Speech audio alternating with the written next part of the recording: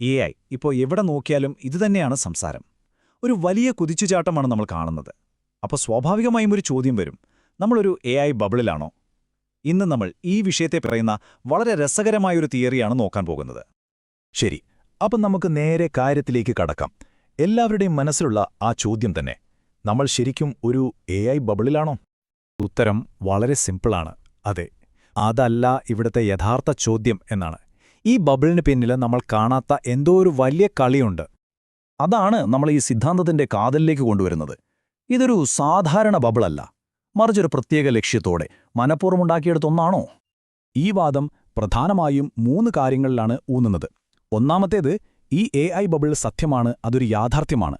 രണ്ടാമത്തേത്, ഇത് മനഃപൂർവ്വം ഇങ്ങനെ തന്നെ നിലനിർത്തും. ഇനി മൂന്നാമത്തേത്, ഒരുപക്ഷേ ഇത് പൊട്ടിയാൽ അത് അമേരിക്കൻ സമ്പദ്വ്യവസ്ഥയെ മാത്രമല്ല ലോകത്തെ മുഴുവൻ തകർത്തേക്കാം.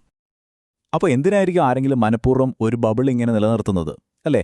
ഈ സിദ്ധാന്തമനുസരിച്ച് അതിൻ്റെ ഉത്തരം തുടങ്ങുന്നത് വളരെ വലിയൊരു പ്രശ്നത്തിൽ നിന്നാണ്. ഈ സംഖ്യ ഒന്ന് നോക്കൂ, $38 ട്രില്യൺ. ഇത് അമേരിക്കയുടെ ദേശീയ കടമാണ്. ഈ സിദ്ധാന്തമനുസരിച്ച് ഈ ഒരു ഭീമമായ ഘടമാണ് AI-യിൽ ഇപ്പോൾ കാണുന്ന ഈ അസാധാരണമായ മുന്നേറ്റത്തിന് പിന്നിലെ യഥാർത്ഥ കാരണം. ഇത് മനസ്സിലാക്കാൻ വളരെ ലളിതമായ ഒരു ഉദാഹരണമുണ്ട്. നമ്മുടെ ശമ്പളം കൊണ്ട് വീടിന്റെ ലോൺ അടയ്ക്കാൻ പറ്റുന്നില്ലെന്ന് വെക്കുക. അപ്പോൾ നമ്മൾ ചെലവ് ചുരുക്കിയിട്ട് മാത്രം കാര്യമില്ലല്ലോ, നമുക്ക് അതിലും കൂടുതൽ ശമ്പളമുള്ള ഒരു പുതിയ ജോലി തന്നെ കണ്ടെത്തേണ്ടി വരും. ഏകദേശം ഇതേ അവസ്ഥയിലാണ് ഇപ്പോൾ US സമ്പദ്വ്യവസ്ഥ. അപ്പോൾ കാര്യം വ്യക്തമാണ്. ചെറിയ ചെറിയ സാമ്പത്തിക മാറ്റങ്ങൾ കൊണ്ടോ ചെലവ് ചുരുക്കുന്നതുകൊണ്ടോ അമേരിക്കയ്ക്ക് ഈ കടത്തിൽ നിന്ന് രക്ഷപ്പെടാൻ പറ്റില്ല. അവർക്ക് സാമ്പത്തിക വളർച്ചയ്ക്ക് പുതിയ അതിശക്തമായ ഒരു വഴി തന്നെ കണ്ടെത്തണം. അപ്പോൾ എന്താണ് ആ പുതിയ വഴി? ഈ ഒരു ഭീമമായ വളർച്ച നൽകാൻ കഴിവുള്ള ഒരേയൊരു വ്യവസായം AI ആണെന്ന് എന്തുകൊണ്ടാണ് പറയുന്നതെന്ന് നമുക്ക് നോക്കാം. ഈ തിയറിയുടെ പ്രധാന ഭാഗം ഈ 4 സ്റ്റെപ്പുകളാണ്. ഒന്നാമതായി, മെറ്റ പോലെയുള്ള കമ്പനികൾ AI-യിൽ കോടിക്കണക്കിന് ഡോളർ നിക്ഷേപിക്കുന്നു. ഇത് സ്വാഭാവികമായും രാജ്യത്തിന്റെ GDP വർദ്ധിപ്പിക്കും. രണ്ടാമത്, ഈ നിക്ഷേപം ഉൽപ്പാദനക്ഷമത കൂട്ടുന്നു. മൂന്നാമതായി, ഉൽപ്പാദനക്ഷമത കൂടുമ്പോൾ സാധനങ്ങളുടെയും സേവനങ്ങളുടെയും വില കുറയും. അതായത് ഡിഫ്ലേഷൻ സംഭവിക്കും.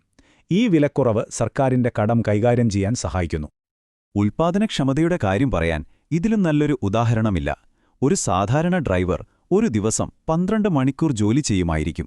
പക്ഷേ സ്വയം ഓടുന്ന ടാക്സികൾക്ക് 24 മണിക്കൂറും നിർത്താതെ ഓടാൻ പറ്റും. എന്നുവെച്ചാൽ ഉൽപ്പാദനം ഒറ്റയടിക്ക് ഇരട്ടിയായി. ഇത് ചെലവ് ഗണ്യമായി കുറയ്ക്കും. മറ്റുള്ള വ്യവസായങ്ങൾ ഒരു നേർരേഖയിൽ പതുക്കെയാണ് വളരുന്നത്. പക്ഷേ അമേരിക്കയുടെ കടം എന്ന ഭീമമായ പ്രശ്നം പരിഹരിക്കാൻ അങ്ങനെയുള്ള വളർച്ച പോരാ.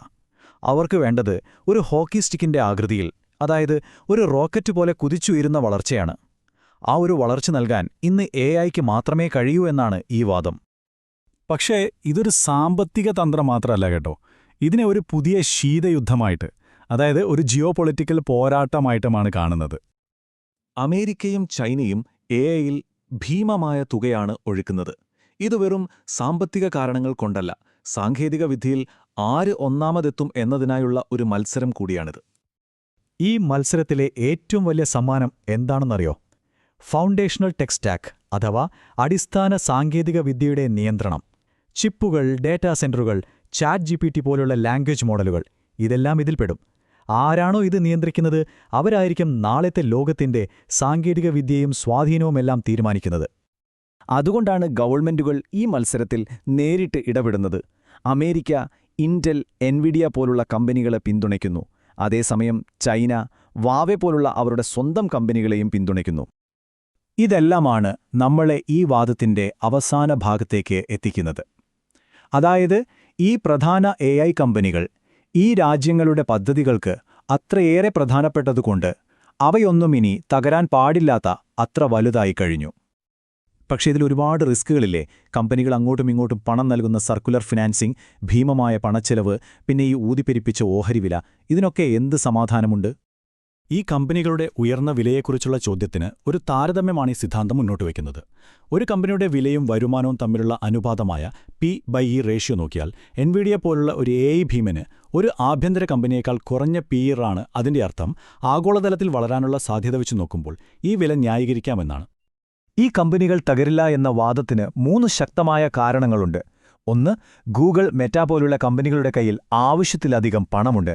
2, സർക്കാരിന്റെ പൂർണ്ണ പിന്തുണയുണ്ട്. മൂന്നാമത്തേതും ഏറ്റവും പ്രധാനപ്പെട്ടതും, ഇവരെ തകരാൻ വിട്ടാൽ അത് രാജ്യത്തിന്റെ സമ്പദ്വ്യവസ്ഥയെ തന്നെ തകർക്കുന്നതിന് തുല്യമാകും. അതുകൊണ്ട് അതൊരിക്കലും സംഭവിക്കാൻ പോകുന്നില്ല. അപ്പോൾ ചുരുക്കത്തിൽ സംഭവം ഇതാണ്. ഈ കാഴ്ചപ്പാടിൽ AI ബബിൾ എന്നത് ഒരു പ്രശ്നമല്ല, മറിച്ച് അതൊരു പരിഹാരമാണ്. ഈ വലിയ കടക്കെണിയിൽ നിന്ന് കരകയറാൻ നിലവിൽ കാണുന്ന ഒരേയൊരു മാർഗം. ഇത് നമ്മളെ ശരിക്കും ചിന്തിപ്പിക്കുന്ന ഒരു ചോദ്യത്തിലാണ് കൊണ്ടെത്തിക്കുന്നത്. ഈ സിദ്ധാന്തം ശരിയാണെങ്കിൽ നമ്മുടെയെല്ലാം, അതായത് ലോക സമ്പദ്വ്യവസ്ഥയുടെ തന്നെ ഭാവി ഈ ഒരൊറ്റ സാങ്കേതികവിദ്യയുടെ വിജയത്തെ ആശ്രയിച്ചാണോ ഇപ്പോൾ മുന്നോട്ടു പോകുന്നത്?